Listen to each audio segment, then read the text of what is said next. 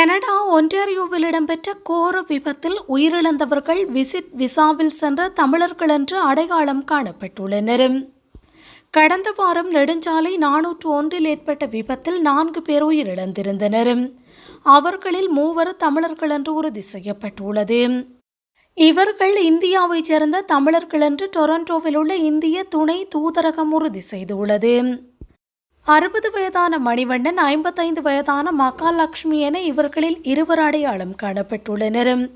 அவர்களின் பேரன் ஆகியோர் உயிரிழந்ததாகவும் கூறப்படுகிறது.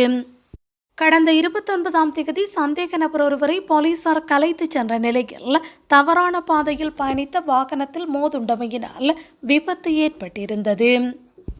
விபத்தில் காயமடைந்த உயிரிழந்த கைக்குழந்தையின் பெற்றோரான 33 வயதான தந்தை, 27 வயதான தாய் ஆகியோர் வைத்தியசாலையில் அனுமதிக்கப்பட்டுள்ளனர்.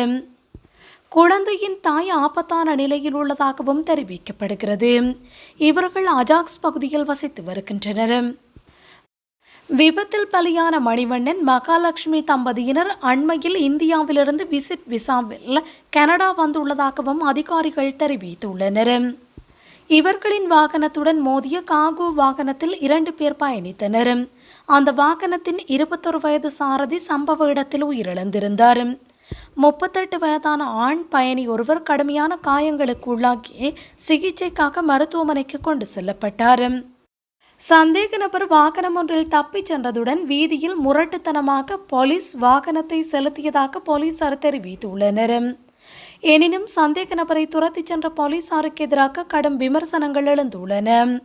பொதுமக்களை பாதிக்கும் வகையில் போலீசார் செயற்பட்டமை குறித்து விசாரணைகளும் ஆரம்பிக்கப்பட்டுள்ளன.